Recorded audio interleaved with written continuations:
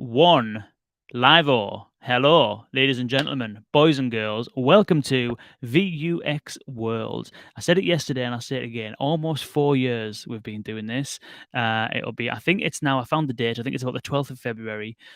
So I don't even know if we've got a podcast on the 12th of February, but if we do, we'll have to have some celebratory antics because it's been a long time. We've witnessed a hell of a lot. We've seen and spoke to a tremendous amount of people and companies, and it's been an absolute journey. And this episode will be no different. We're going to be discussing AI automation and how AI can help with process automation and help with automating things around recruitment. We're looking at healthcare, retail, a whole bunch of industries, and we're going to investigate the value that Scotty Technologies is providing. But before we do that, a shout out to our presenting sponsors for this episode of VUX World. It is Deepgram and Symbl.ai. Deepgram is one of the market leading speech recognition companies. Plenty of companies use Deepgram for advanced speech recognition. It doesn't matter whether you're building voice bots, whether you're building anything like meeting room transcriptions, or you want to kind of put any kind of transcription in any of your products or services, then do check out Deepgram. They have immense accuracy. They have the ability to retrain the models so you can build something that's specific to your industry or your service or your product. And they have extremely competitive prices. So do check out deepgram.com/VUX World if you are in the market for some speech recognition. That is deepgram.com. They do a little visual there, look, /VUX World.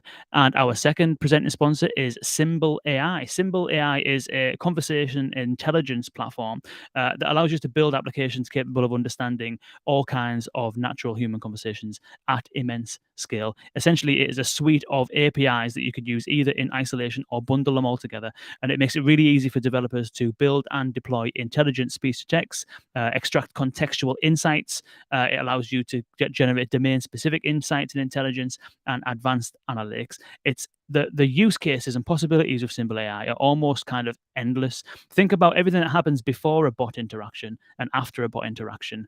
Any kind of data that you want to extract from the model, from your conversations. Even things like you can identify how long people are pausing for.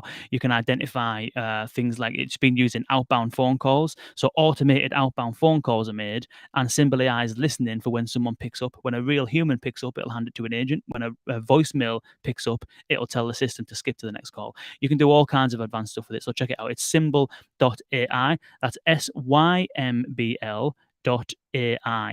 SYMBL.ai. Shout out to Symbl and Deepgram. Now, on with the show. Today, we are speaking to the two founders of Scotty Technologies, Roland Hallebeek and Reiner Bruns. And we're going to be talking about the technology, about Scotty, what it does, how it works, the industries it operates in, the kind of value that it brings, and some of the observations and trends that these guys are seeing in the marketplace and in the industry. So without further ado, Reiner and Roland, welcome to VUX World. Hey, nice for having us. Thank you for inviting us. No problem. It's a pleasure. It's a pleasure. So yeah, I appreciate you joining us. I'm really excited to get into this because I think that the industries that you're operating in, I mentioned 3 of them. I'm sure there's either more in the process or more that you're already working within. But there's industries that are, I would say, face challenges as far as recruitment is concerned, challenges as far as staffing is concerned, challenges as far as demand from customers is concerned, and industries that are ripe for AI innovation. And I'm dying to get into some of the use cases and some of the solutions that you have in the marketplace and how it all works and hangs together. But first, it'll be nice to do some introductions. Maybe we can start with you, Roland, and then we'll go to you, Reiner. Introduce yourselves to the VUX World audience. Tell us a little bit about yourself, and maybe we can do an intro into Scotty Technologies as well. All right, good. Well, good evening and hello, everyone. My name is Roland Hallebeek. I am one of the 2 founders. Reiner, obviously the other one, of Scotty Technologies. Reiner and me have a history in the world of conversational AI. We met, I think, 8 years ago in the world of AI, where we were working for a company called IPsoft. We worked with Amelia quite a bit. We traveled the planet in some with some different companies we worked for, all in the field of conversational AI. And we founded Scotty Technologies January 2019. So birthday, Scotty's birthday. Wow. So we, Nice. in fact, we hit the 3 years mark, which is great. We've been growing the company. We have a branch in Netherlands, Portugal, and in Germany. Cool. I am the one taking care of customer contacts, strategy, marketing, and Reiner does all the other important stuff. Nice. Reiner, tell us a bit about yourself then. Yeah, my name is Reiner. I'm one of the founders, as you already said. I keep myself busy with Scotty, the architecture of Scotty, let's say what Scotty can do and what Scotty should do. So call it CTO, but also head of product. Comes from all the stuff Roland and I have seen together in while traveling the world for brands and system integrators alike, to basically put together a conversational AI, intelligent automation, engagement platform that does everything Scotty does now and will do in the future. So yeah, interesting. We'll get into some of those things. Definitely interesting that you're both at IPsoft and Amelia. I'll mention so Scotty Technologies started in 2019. The first episode of this podcast went out, I think it was February the 12th. So in 2018. So it's like a month later, but a year before. However, one of the first guests on the podcast probably was a colleague of yours. What was he called? Jeff Smith Jr. Did you work with Jeff Smith Jr.? Doesn't recall. No, No? but he was from the UK. So. No, he was from the US. Jeff Smith Jr. I'm sure it was Amelia, because one of the first episodes we did was called something like "What is conversational AI?" and Jeff worked on this. Yeah. Anyway, I won't go into the detail because it'll take me forever to go and find him and stuff like that. But yeah, he was at Amelia at some point anyway. But interesting, you both worked there. So tell us a bit about that journey then. We'll get into Scotty and stuff like that in a moment. But you've both obviously got some deep experience on the conversational AI front. What was it like industry-wise, adoption-wise, technology-wise, kind of when you started at Amelia? Roland, maybe we'll start with you. Thank you. Reiner's really happy with that, I think. It's Reiner's turn next. All right. Good. So, well, at the time, the positioning of the product was amazing because in the field of there were a couple of major players at the time. So for the chatbot functionality that it was offering, it was definitely one of the better ones out there. Ideas were great sponsorship, visionary. Chetan is being the founder of the company, was a great visionary on where it was going. So we saw a lot of interest in the market. Of course, the whole Amelia spiel, the avatar and all that was great for positioning and got great attention. Again, so we learned a lot, we saw lots. It also inspired us a lot on how to do things differently.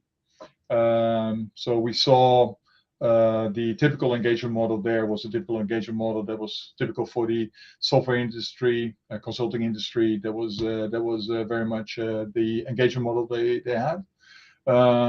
Again, at the time, great product, but like I said, it was also our inspiration of how we thought we saw opportunity while working there.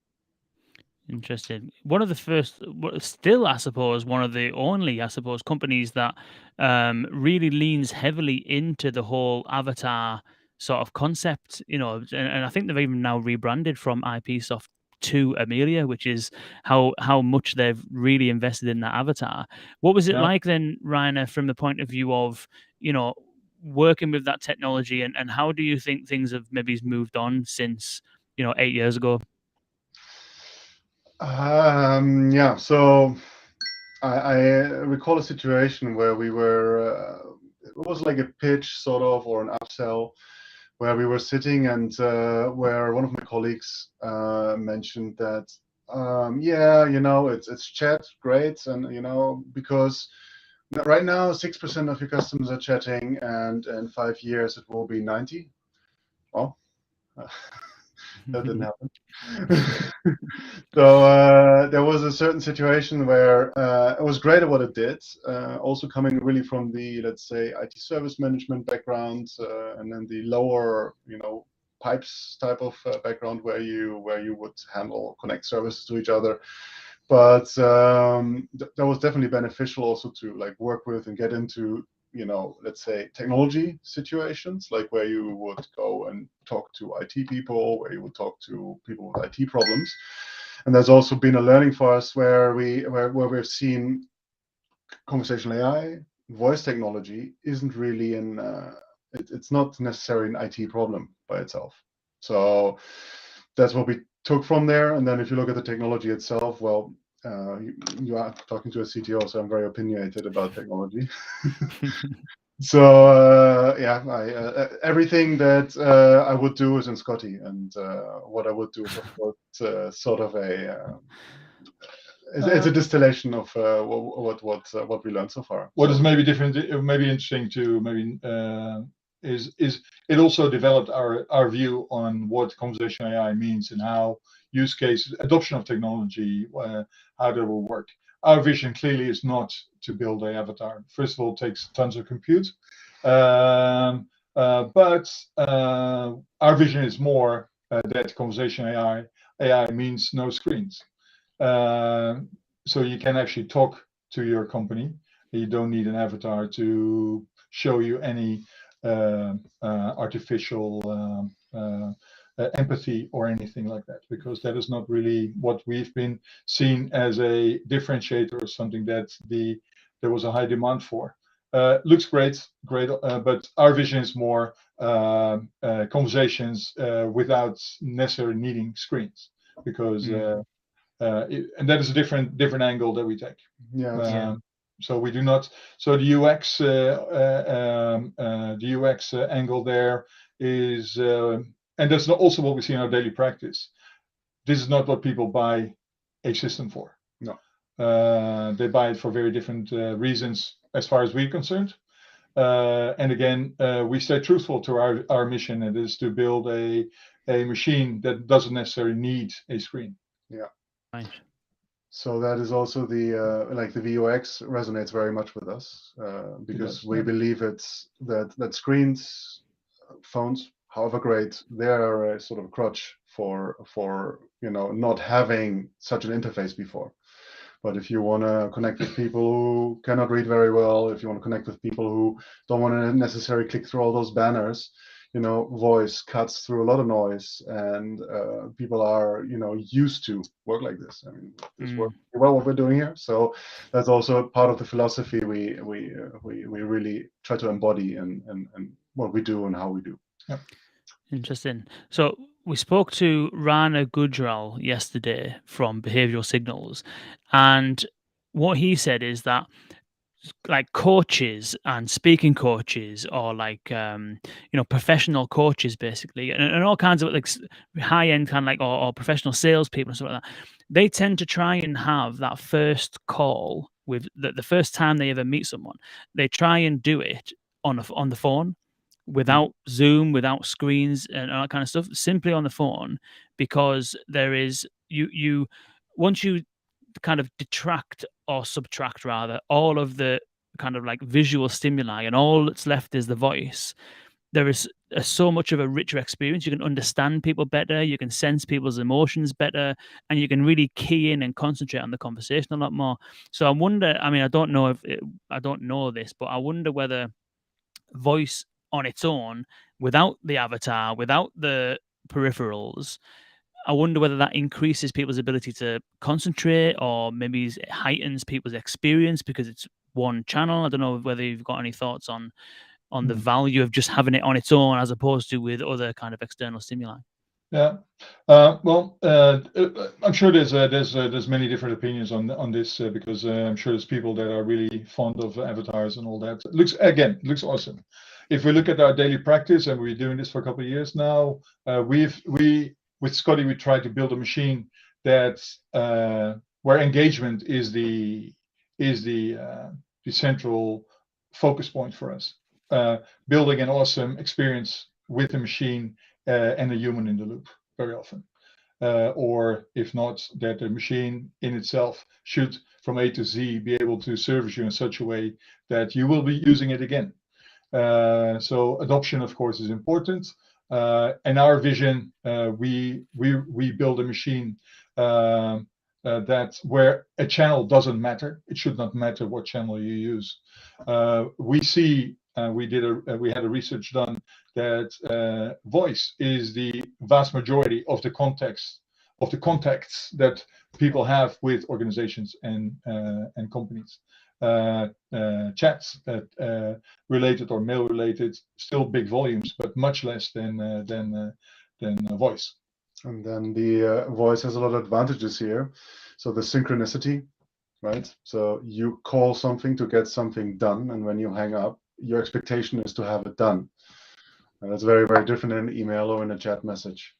So while we support chat channels and emails, any channel, hypothetically, the main point is that channels should be used for what they're good at, right? So if somebody wants to somebody wants to figure out the status of an order, a very simple case, right? It's the password reset of the voice UX.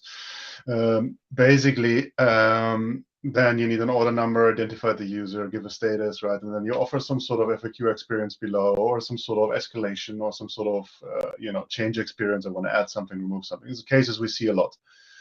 But let's say we want to sign you up for something. We need your email address. You probably know this from your time as well.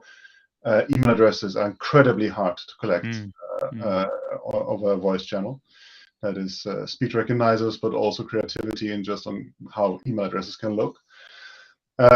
So for that, we can use an SMS or a WhatsApp or a web chat, for instance, right? So if you want to look at other channels as well than voice, of course, they're there and they have their purpose. But if you look at humans, like most of our customers, I would say, and I think all, like 80% minimum of the volume is voice. And most of that, most of that volume is a voice on the phone, not on smart speakers, not on any kind of IP kind of. We have those as well, but in principle, it's literally PSTN, like switched phone connections. Yeah. That's also came why we when we were designing Scotty, it had to be in and outbound. So Scotty, like Reiner said, any channel. So it switches between any channel back and forth because there's a different mix per use case that works better than the other.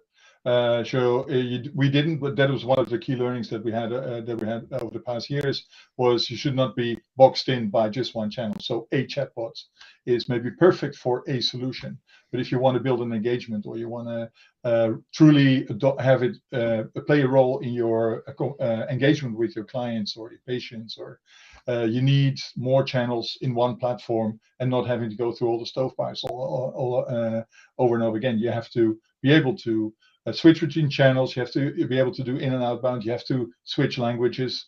And also continue over time. Also an important factor. Yeah. Right? Say again. Also continue over time is what we find is a lot of conversations you have in the context of that you would have in the context of a website are gone when you refresh the window or close your browser or leave. Or so for us, it is absolutely critical that you are also able to connect journeys that are like, hey, Kane, you applied for this and that job. We'd love to talk to you. We're going to call you in a moment to do an intake with you. And then we do an intake with you. We screen you. We check if you get what's called in the UK TPS or so, because we want you to handle money. And then we enrich your profile conversationally, like basically on a phone conversation, where we basically guide you through a whole set of questions, find then the right job with this profile we created, and then figure out that the recruiter is not there. The recruiter is not available because it's the middle of the night. And then we say, okay, Kane, sorry, we put your profile together. We know who you will be talking to Monday morning. I'm going to call you again and then patch you through to the recruiter with the record on the screen of the applicant tracking system of the recruiter. So it's channeled time systems that make journeys, and it's not a single turn-by-turn conversation. It's conversations all over the whole breadth of the case. So it's more like service centric, basically, isn't it? So in order for something to get done, it may require a series of conversations, like an outbound call to figure out whether someone's available to speak now, if not now, when. And I think I saw it might have been a video or a post or something like that, where you were talking about how if in that situation where if an outbound call is made and the bot determines that the user is not available, you can send a text that then says, okay, well, what can I call you back at Friday at 5 or whatever it might be. And so it's kind of like, it's more like a service-based approach, isn't it? If you look at the entire service from end to end, if somebody's trying to find a job or someone's trying to take out an insurance policy or make a claim, whatever it might be, if you look at the whole customer journey, there's touch points throughout that journey that, people have different needs at different times, different availabilities at different times. And so it sounds to me as though you're taking like a higher level end-to-end service-based approach to feeding that technology in at the right place. Any service that can be fulfilled in a conversation, we do. Interesting. We've got a question here from Hendrik Feeberg. We're talking about any channels and stuff like that, and SMS and voice and call centers and that. Does that also mean MS Teams, Microsoft Teams? Does it also work kind of internally through internal channels like that? Yes. Okay. Yeah. That's also cool. Contact centers that run on Microsoft Teams, for instance. Yeah. We have cases like that. Any digital channel, is covered. Also, Scotty's now we have cases also where we move online to offline.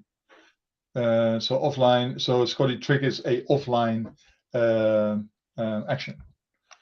For example, print a contract and have it delivered, or send some flowers to thank someone, or so that the end of the action is that. Yeah, and then if the contract gets back and gets scanned, then for instance, hey, we received your contract, looks all good. Here's a copy, and now I just need your bank pass to start transferring your money. So I suppose we should maybe take a little step back very briefly, and because it sounds like what I'd like to understand is that which part of this is Scotty and which part of this is, a line of business system or another process or something like that. So maybe if we can just take a slight step back, because I'm aware that we haven't actually kind of defined like what it is basically. So maybe it would be useful if we kind of just take a bit of time to explain, because you can explain it better than anybody, how you would describe Scotty. So the Scotty Technologies is the Scotty Assistant. Like how would you describe what it is? Sure. Yeah. So Scotty is Scotty's our product first of all, but Scotty is a bunch of products. Obviously, it has components around conversational AI. It's components around intelligent automation. So think about smart process automation also. RPA kind of stuff. Yeah, exactly. That allow you to basically automate business processes on that end, and then also it has a lot on the data and event side of things. So that means that also the insights, it's actually called Scotty Insights, that you would like to have as a business user, and what's happening in your business right now. And right now means, we can predict, for instance, call reasons there and stuff like this, but also we can go much deeper in the if this then that type of stuff to predict churn of people. Long story short, cool. That's a whole reporting, monitoring part of the platform. On the core of it, it is a very high-performing, let's say, messaging layer that is able to do real-time conversation on the phone at tremendous scale.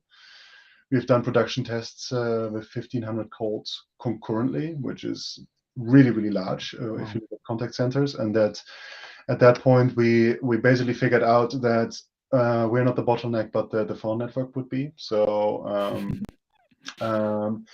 We like if we draw the line, we can easily do about 60,000 concurrent conversations in and outbound on the phone, and millions on messaging. So that put us on a really good base to basically engage with people. So the engagement part of the platform. So that means that we kind of the enabler there. Then what's really, really important for us is language support. So Deepgram is on our radar, and they are on our radar. We feel like a European company. We are a European company. So for us, it was always absolutely mission critical to support European languages. So Dutch, German, Swedish, Polish, right? So English, of course. We could not only differentiate, which is great for a company, but also support customers that have cases that cross geographies. Think about e-commerce stores, but also recruiters that need people to come in from Eastern Europe, for instance, or having patients that have trouble understanding things in German, but would understand them in Turkish. So that component is very critical for what we feel is the success of Scotty. Also versatility in it. Roland said it before, language switching, so we can switch in the context of a conversation. And then on the other side of things, the intelligent automation, it is tying together processes over systems and time. And there is where you touched your question on, I think. Roland and I have an old policy. It's like we have seen our fair share of enterprises.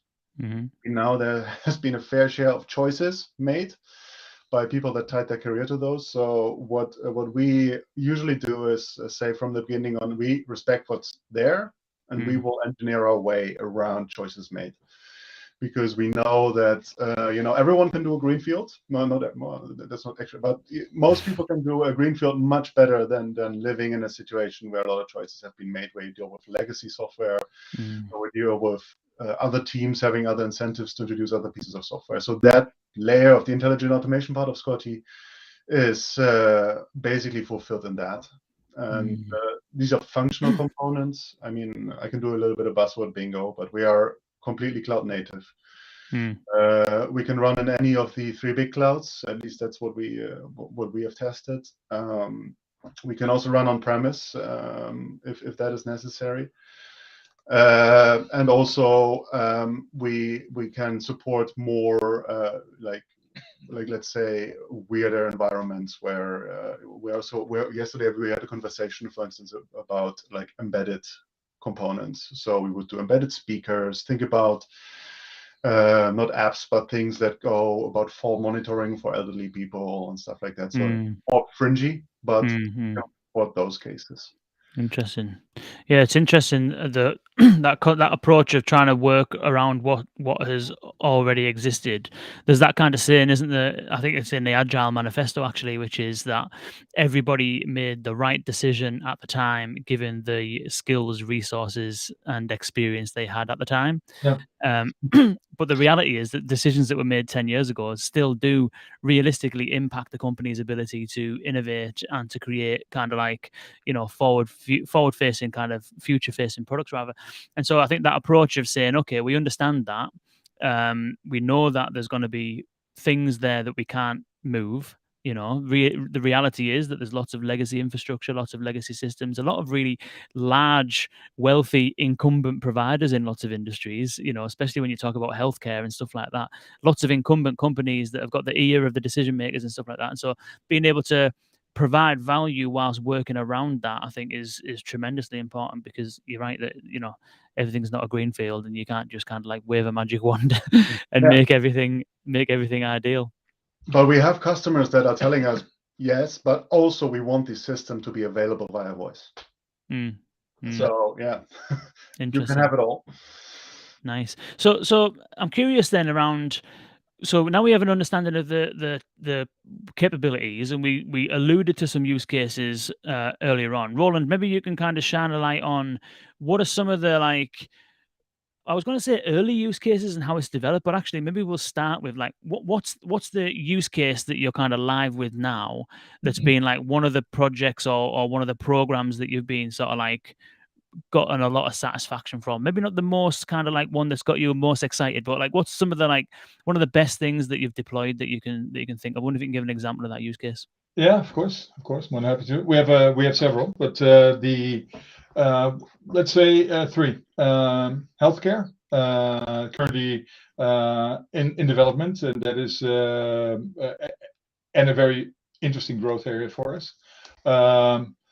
So the drivers there are availability of staff, cost of the operation, stakeholder to be informed, etc., etc. So you have these general practitioners practices that have there's many of those in each and every country. We are now looking at the Netherlands and Germany, for example. Both interesting areas for the healthcare industry for us.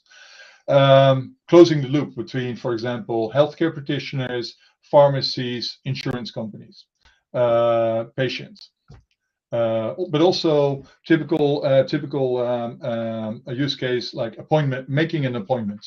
Sounds easy. It is not. It is a complex matter because there's many ways of making appointments. But also it is very time consuming, both in a retail company and also in a doctor's practice.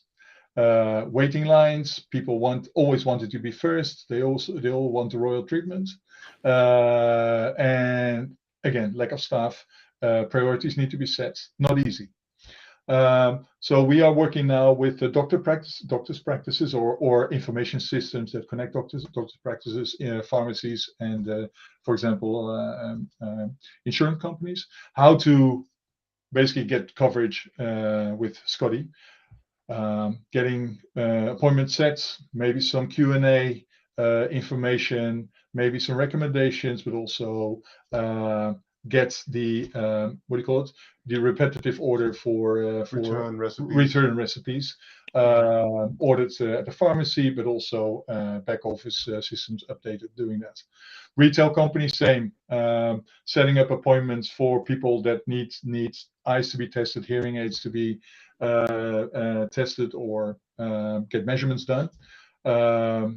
Everybody wants, again, royal treatments. They want to shop around the corner. They want at that time that they want to be available, etc., etc. On the other hand, the retail, big company, many shops, ideally they would like yield management. So they would like to have you meet you for the appointment at the time in the shop that is most preferable to them. There's a fine line between the two. It needs to be an awesome experience, but also needs to be a very wisely run operation. Scotty is doing that for companies like that. Other great case, you may have seen it, is in the recruitment and the RPO recruitment outsourcing industry. Big driver there is shortage of talent, right? War on talent is not new. But also this is last year was the first year that there's less productive people than people that are retired in the western part of Europe, and it's not going away. It's not going away. Wow. So there's more demand, more internationalization. We want more availability of services, but we have less productive people making sure to make that happen. So automation is playing a couple of roles for the agencies that is a very traditional industry. So they've been doing this for 40 years in the same way. They have databases, they recruit people, they have people trying to convince you to come work for them, etc., etc. There's huge databases, and if you get some numbers there, out of the 10 people that are in the database, 9 are not available. So looking at thousands and thousands and thousands of vacancies, there's a lot of phone calls to be made that you will make in vain. Scotty makes those phone calls now. Fun fact, we did 14,000 in 20 minutes. Wow. Yeah, so for humans it's not fun. It's very repetitive work, and it's not very rewarding because 9 out of 10 you get no. So Scotty takes the no's and provides you with the yeses in a very short period of time. right? So Reiner said, with 14,000 in 20 minutes, great. Scotty can do 500,000 in 1 hour, maybe. So huge scale. But also for the recruiters, they get people basically handed over to them that are motivated to work, that are available, and that actually they can fulfill a vacancy with that.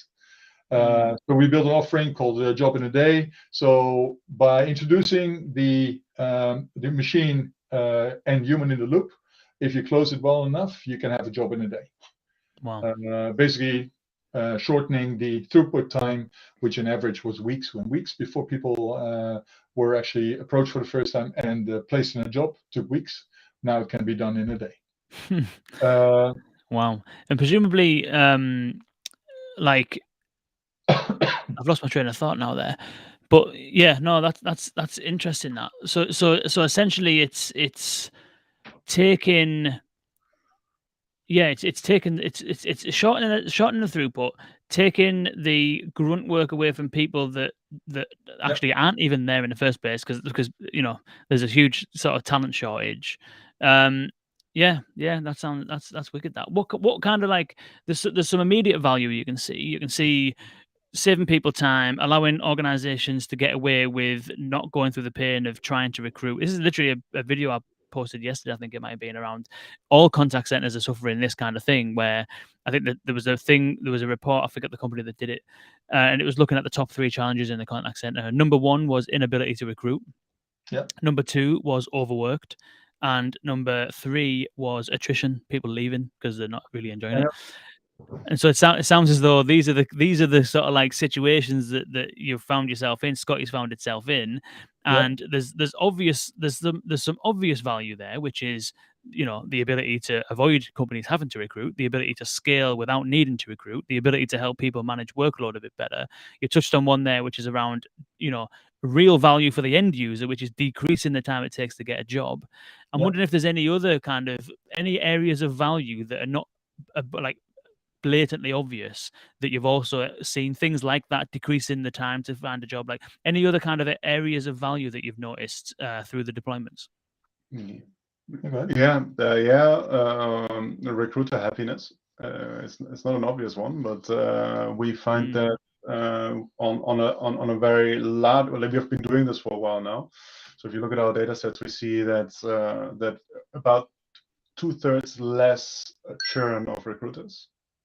So we have recruiters that really like to work with Scotty, and also an insanely high. I have to check, but what was it? 9.3 NPS on the candidates that were because we had a lot of doubts about would candidates like to talk about with a machine or with a robot, and they do. They do. Interesting. And the thing why they do is, I think, because like you said, right, it's throughput time is shorter. If you're looking for a job, you want it now, right? And that is where the synchronicity of the phone call is interesting, because it is now. Scotty will call you now. If you're not picking up, it will call you later today or the morning after. Not a problem. But it wants to speak to you now, without being making it an annoying experience, of course. But if you want to be serviced, you want to be helped by an agency, you would like to make them would like them to make an effort to get you on the phone. So that's what's happening now. For human, that's simply not possible, because they have the amounts are just simply the numbers are too high. Other interesting factors also the fact that we free up time for the recruiters, right? Or they have more time because they have less repetitive time. They can actually do what humans are really great at, right? The intuitive stuff. They can show empathy. They can show love for the candidates, and you see a positive spin-off of that. In some cases, we have 66% higher loyalty of the people working for the agency. So they stay much longer because the connection between the recruiter and the people actually working for the agency is much tighter. They have more time to make friends, or to bond, or to show interest, or whatever. But because the repetition is done by the machine. And actually, the recruiters are big fans. In the cases that we've done, the recruiters are really big fans of the technology because it makes their work more fun. Yeah. And what would they like? What in their case, what they like doing is, of course, servicing a client, hit their KPIs, I guess, but also be successful. And hearing 9 out of 10 no's is not being successful, then they leave. Besides engineers, recruiters is a very hard species to find and to keep. Also, talent-wise, they are not easy to hire. No. So you want to keep them. Difficult to also, I suppose this isn't specific to recruitment, but another factor is that if you're trying to find candidates, you're trying to make outbound calls, that can be actually quite demoralizing if you have to make 25 calls before you either get through to someone or 25 calls before you reach someone who's genuinely interested. And over time, you could, I reckon, on an average day, by 12 o'clock in the afternoon, you could have lost so much morale. Absolutely. Because there's some calls not happening. I suppose it's similar to like debt collecting. The debt collections industry, where you're making outbound calls, you're speaking to people that don't want to speak to you, they want to get you off the phone, they're having a hard time, probably going to get abused quite a lot, and so it can be quite demoralizing. Whereas the value of AI, and this is another thing actually that Reiner mentioned yesterday from Behavioral Signals, was that things like, so their use case was like trying to figure out people's speech pattern and match them with an agent that has a similar speech pattern to increase the success of the conversation, the human conversation. But one of the things he mentioned, which is a known thing, but I think it's relevant here more than anything else, is that an AI won't take offense, won't get demoralized verbally and be able to hear that on the other end of the phone, doesn't get tired. It can make the same call time and time and time again, fail every single time, and still have the 179th call with just as much enthusiasm. And so, there's also value there in helping people's morale stay high. Yeah, actually, that's you're alluding to the machine aspect of it, because it's a machine. It will do what it's made to do. It won't, everyone always goes about sentiment. Everyone goes about, like, of course, we can do sentiment analysis, fine. Everyone goes about how the thing has very little emotions. We find that a lot of people like machines not having those emotions, or not having these ups and downs, not having these curves. Because it's a small thing, but if you look at, let's say, fairness, inclusion, those kind of things, not really values we as a company ourselves will much benefit from. But we see that, of course, Scotty will follow whatever we told it to say, and then there's, of course, the AI aspect to it. But in principle, it will not be being demoralized. It will not be sad. It will not be being like, oh, I really don't want to do this anymore. So that has implicit benefits as well. Yeah, giving back time is a very nice piece of value that we offer to companies. Yeah, give back valuable time, because the companies that we work with, in general, you see 40% of their time being spent on admin, not directly contributing to what they actually thought was a fun job. Yeah. But still needs to be done. Yeah.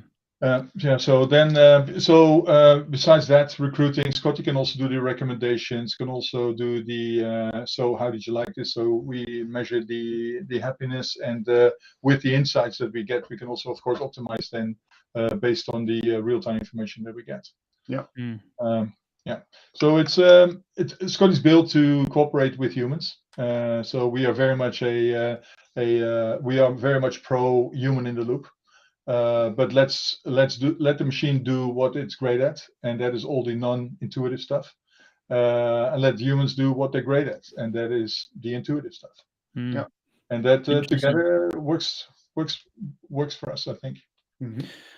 So it's the timing, I think, is perfect, because 2020, 2021 pandemic, people working from home, the inevitable challenges we've discussed around, call centers and contact centers having trouble recruiting, and the pressure that could be put on that job. And there was actually a really interesting article I read. I forget who published it now, but apologies to those that did if they are listening, which they might not be.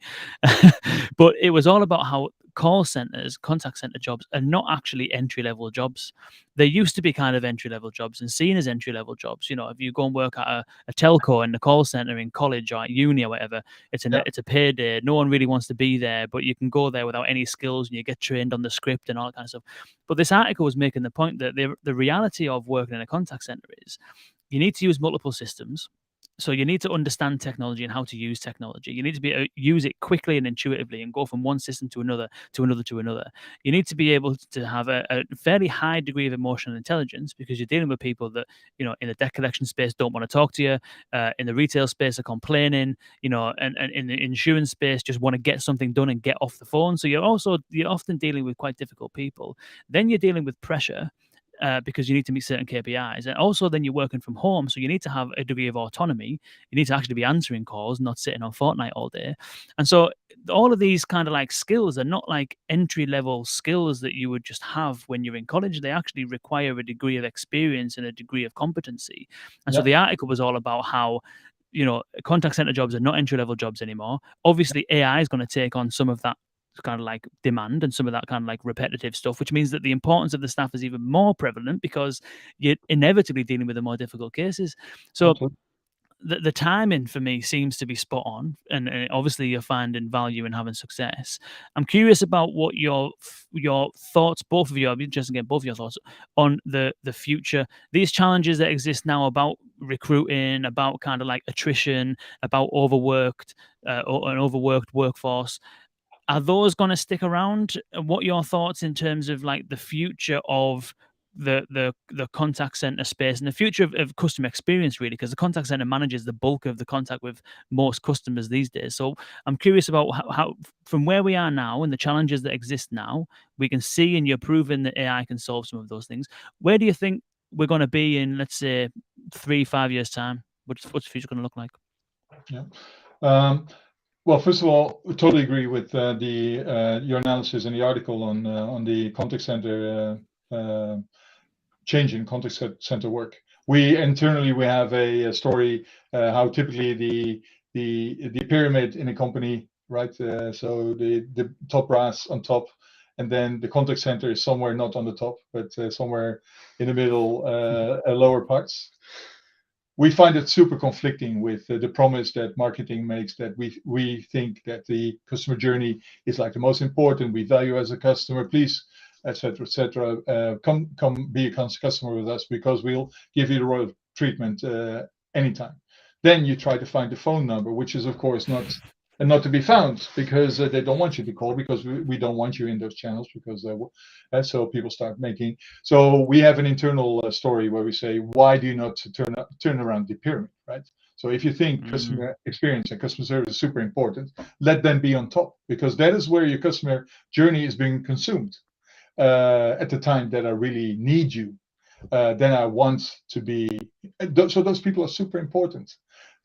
So do we see a structural change in availability of talent? No, we think, and not just us, but I mean, there will be less productive people, and it will not go away. So there is a place for machines. There is a definite if we need to keep up our productivity and boost our productivity with the same amount of people or less. The introduction of machines is inevitable in our view. It needs to be intelligent machines that can really add value, that can make sure that for example, contact center people that you were referring to can actually do the more complicated jobs, right? So not first line, but let's say second, third line, and more. So let the machines do the repetitive stuff. But they need to do it well. They need to do it intelligently. They need to do it contextually. It needs to be relevant. So relevance needs to be super high. It needs to be about you as a customer. So if the machine can help you from A to Z, the machine can do it. But then it should be good enough to hand over. And we think Scotty is a machine like that. We can hand over to the human, and the human is well informed. We do not have to do the whole spiel again. No, we know what has been discussed. There's a clean handover. Systems are updated, and the transcriptions are there. The professional can take over and service a client accordingly. Anything that is related to customer service stakeholder management, patient management, candidate management. We believe there will be roles for machine and humans working hand in hand. Interesting. Reiner, what's your thoughts? What's your thoughts on the? If you've got anything to add to Roland's comments, by all means. But I'd also be interested in your thoughts on the technology front in terms of, we're seeing a lot of developments now in the kind of NLP space. There's a lot of really advanced conversational intelligence solutions out there. There is some incredibly advanced NLU solutions, not just GPT-3, but there's a whole bunch of other kind of like transformer-based NLUs hitting the market with Zero Shot Bot and Hyro and Vlooper and a bunch of others. What's your thoughts in terms of where the technology is now? It's in obviously a better place than when you started at Amelia. The use cases that you're throwing around there with combining text messages with phone calls, that maybe we have a call now, maybe we reschedule a call. But there's a whole bunch of capabilities that are there now that perhaps weren't like 8 years ago. Where do you think the technology is heading in the next kind of 3 to 5 years? Yeah, well, 2022 was heralded as year of the NLP technology, I guess. So yeah, well, the thing is, every year since 2009 was the year of mobile. I'm sure you can find an article from 2022 this year that says the same thing. You're right. But I hope, No, but I hope what you're saying is true. No, it is true. It is true. But it's also true that that this is the year of adoption of these solutions, because let's say the availability in the contact center, but also in companies that have a lot of stakeholder communication, the people that can do this are just not available, or they don't work in the way you want, or they won't work for you. So there's a lot of changes underlying. There's a current down there, but if you look at the technology, there is everything we kind of need is there, right? So we can get these experiences done now. We are getting these experiences done now, but there's a lot of quality of life things coming in. So where it will be easier to build these experiences, right? So we have been gone through a lot of improvements in our short 3 years, where we on the NLU stack, we needed I think 3 months to bootstrap our first case. Then our second case was about 10 times bigger than our first case. Then we also needed 3 months, and now we need an afternoon. So there is a sort of a hockey stick there, a curve that allows us to be faster, be better, deliver higher quality experiences. And that's also a thing. So you can make all these systems. So you probably also definitely saw the Google I/O presentation of Google making a really nice restaurant reservation, really back and forth, really natural experience. Of course, they told nobody how much energy really went into that to get it to that point. So I think it will bring down basic experiences. Right, so making basic experiences will be brought down in terms of complexity. Right, so think about everyone not using transformers right now is out of their right mind, by the way. So like these type of technology improvements, they are adding things, but what our personal opinion is, it's about the industrialization of it. Right, to make it a scalable machine. We internally, again, we like to use the term factory, and that is, you need to have people of various backgrounds that are able to make these things reliably at a very high quality. And that is where we think, conversational interfaces, specifically on voice, errors can be really detrimental to the experience. So the whole tooling around quality assurance, the whole tooling around how many people can produce an experience in parallel, basically, right, to accelerate it.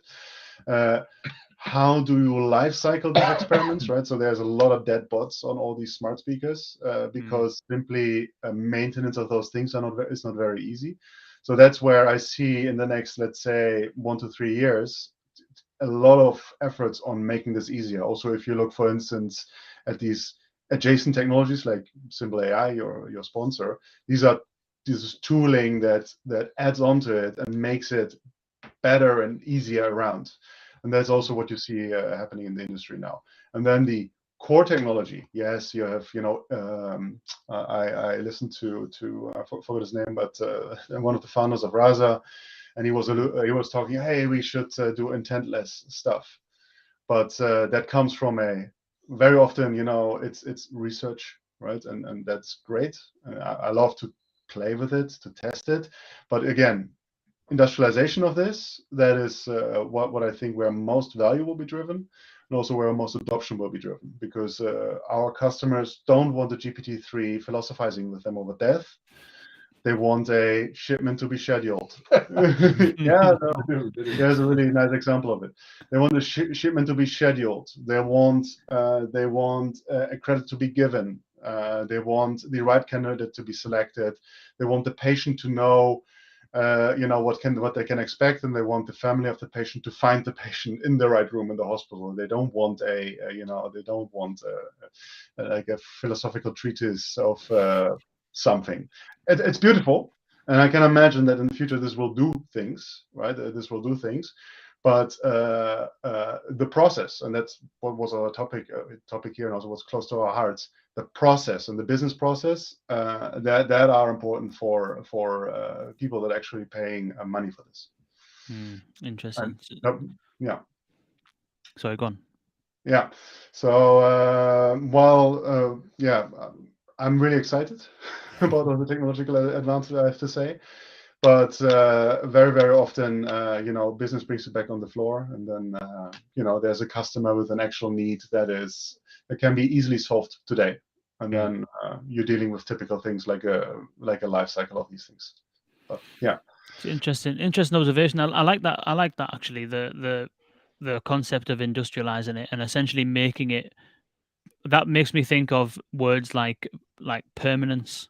It feels a bit like, the last 4 years or so has been kind of a lot of foundation setting, a lot of activity, experiments, proof of concepts, some really big enterprise deployments. But I mean, if you've got a list of the top 500 companies in the world, and then you took another 500 sample from like the kind of like upper mid tier and another 500 sample from the middle, I honestly think that the actual number of deployments, successful deployments, and even in fact, actually even unsuccessful deployments, I don't think is that high.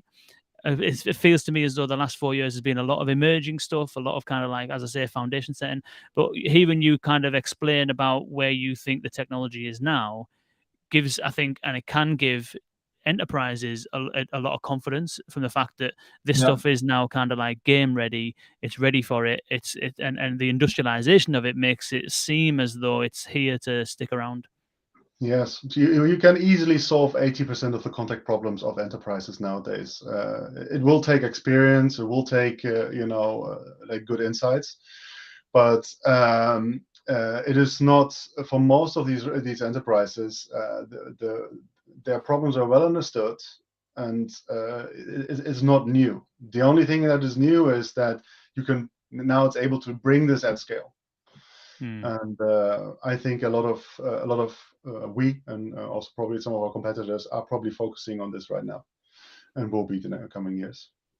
Nice. Adoption. Well, I don't think I could have ended it any better than that. Reiner, Roland, thank you so much for joining me. It's been an absolute pleasure. Absolute pleasure. It's been really, really, really interesting. I know the website is scottytechnologies.com. People can go and check that out if they want to learn a little bit more and get in touch. Any other areas that you would point them to? Any other resources? Any other things that you would say for people to go and check out? Any other ways to get in touch? Things like that? I think this is the way to go. Yeah. And you can always contact us ourselves. Reiner, me, LinkedIn, no worries. More than happy to talk to anyone that is interested in talking about Scotty. Same here. Thanks for having us, Kane, and good luck with the show and the company and everything you're doing. And look forward to next time. Yeah. Likewise. Thank you both. It's been enjoy the evening. And yourself.